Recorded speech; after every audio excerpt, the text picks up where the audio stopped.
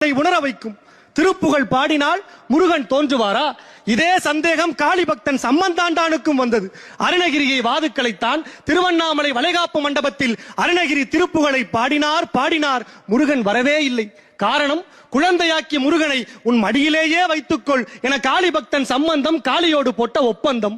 மதுரவாணி தானாட, மணலில் வேதன் ஆராட, மருவு வானில் உளோராட, மதியாட, வனச மாமியாராட, நெடிய மாமனாராட, மயிலும் ஆட நீ ஆடி வரவேணும் என திருப்புகளில் கடவுளோடு மயிலையும் இணைத்த அருணகிரி பாட, மயில் தோகை விரித்தாட, பார்வதி பாலமுருகனுக்கு மயிலை காட்ட, மயிலேறி பாலமுருகன் 16வது தூணை புலந்து தன் கன்னி தமிழ் முகத்தை காட்டினான். திருவண்ணாமலையில் இன்றைக்கும் திருப்புகழ் சாட்சியாய் ஒரு தூணிலிருந்து புறப்பட்ட சந்நிதியே இருக்கிறது.